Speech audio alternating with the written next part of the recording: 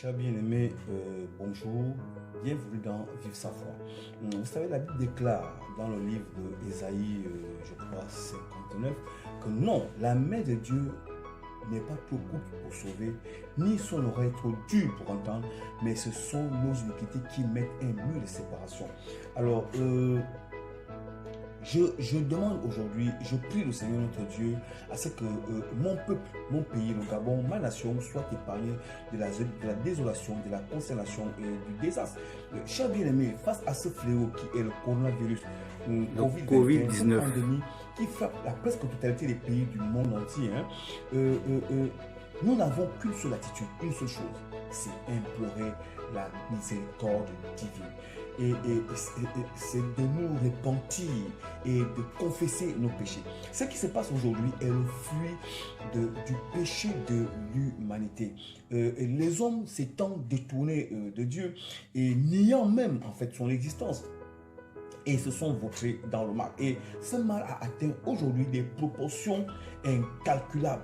Alors, notre pays n'étant pas épargné, j'en appelle maintenant aux autorités politiques, aux autorités religieuses, à tous les leaders des églises charismatiques du réveil, à tout le peuple, quelle que soit ton obédience religieuse, à nous mettre ensemble à implorer la grâce de Dieu et à demander pardon.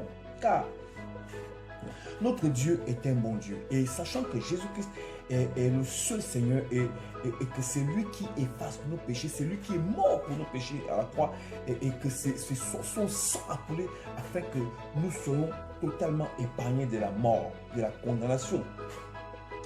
Alors, vous savez, le psaume 50, verset 15 dit ceci.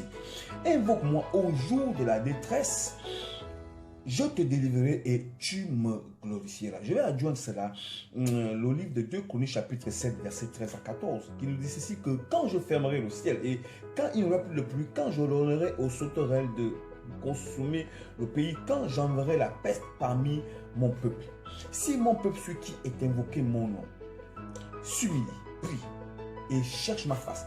Et s'il se détourne de ses mauvaises voies, je l'exaucerai des cieux, je lui pardonnerai son péché et je guérirai son pays.